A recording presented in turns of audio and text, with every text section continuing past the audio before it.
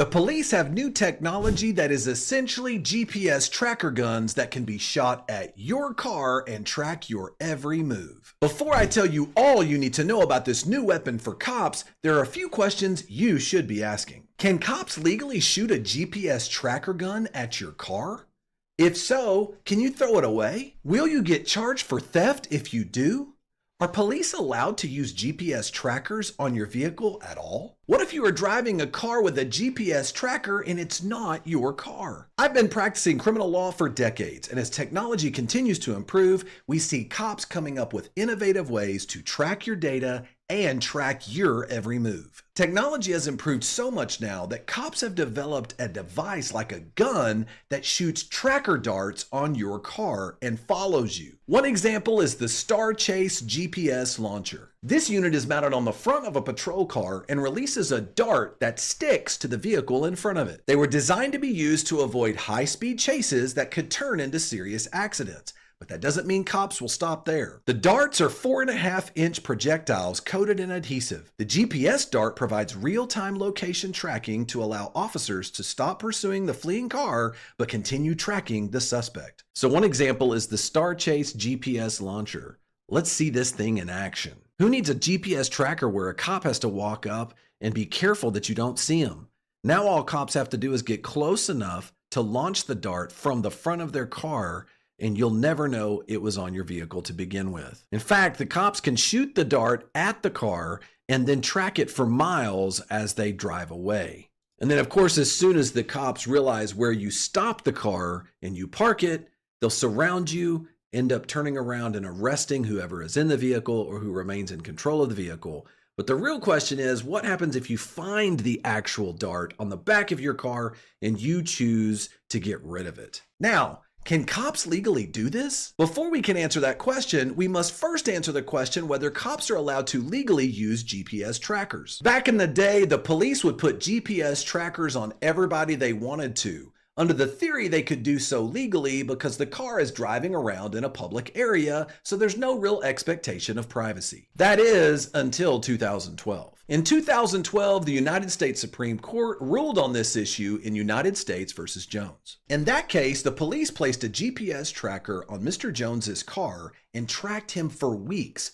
without a search warrant and definitely without Mr. Jones's consent. So, Mr. Jones took action. After being arrested, Mr. Jones's lawyers argued that the police violated his constitutional rights by placing the GPS tracker on his car because it constituted a search.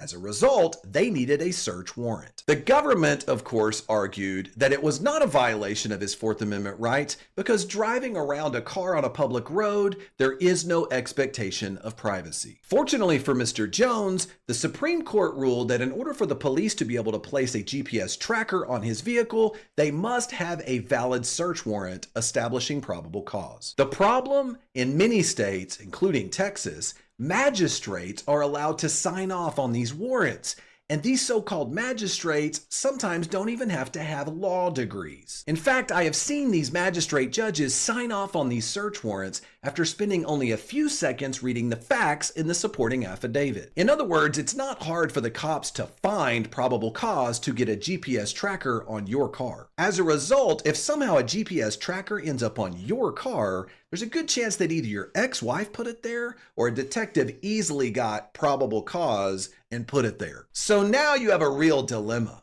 What do you do with the tracker once you find it? Can you remove it?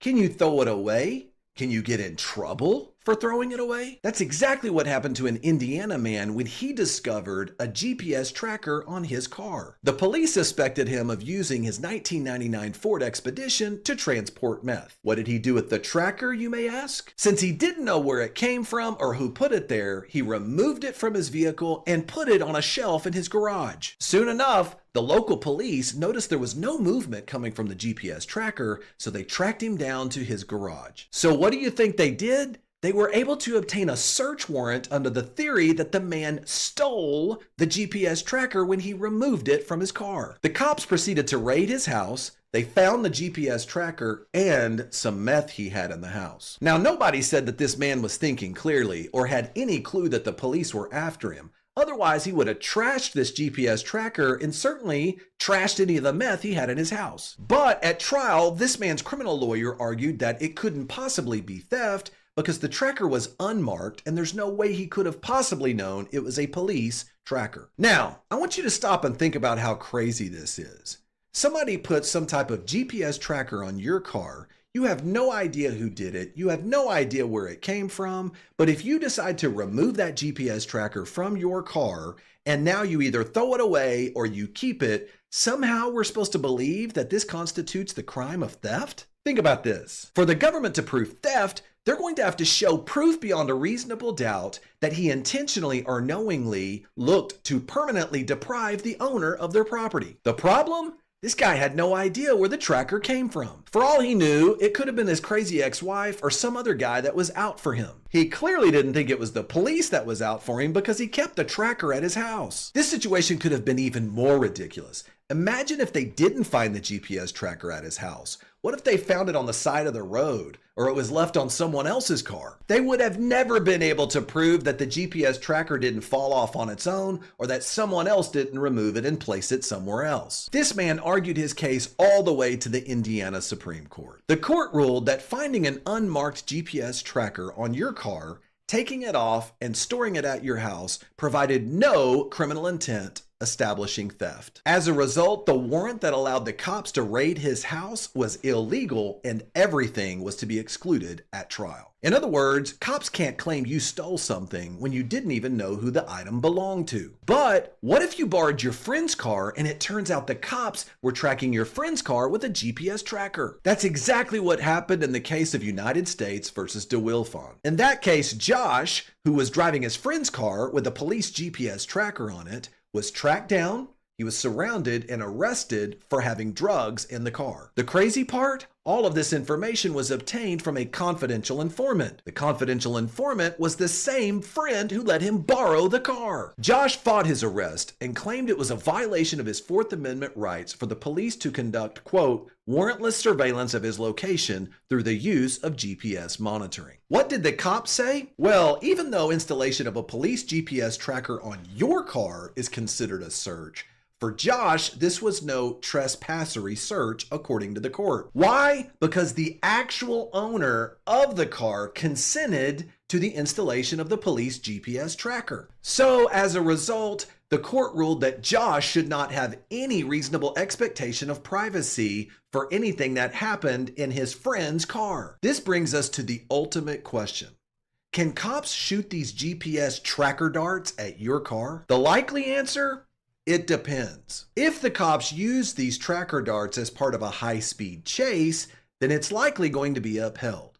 Why? Because the Supreme Court addressed the issue of high-speed chases in the case of Scott versus Harris. The court ruled that police attempts to end a dangerous high-speed chase that placed other bystanders at risk was not a violation of the Fourth Amendment, even though the actions the police took put the fleeing suspect at risk. In that case, the police used the push bumper technique to push the fleeing suspect out of control and into a ditch, causing a crash. But what if you were not committing a crime in your vehicle, like a high-speed chase? In that situation, the officer would likely not have the justification to shoot a high-speed GPS tracker at your car to track you. So, what should you do if you ever find a GPS tracker on your vehicle? Tell me in the comments below what you would do if you found a GPS tracker on your car. It would be hard for the cops to claim you committed theft unless the GPS tracker was clearly marked property of the police department,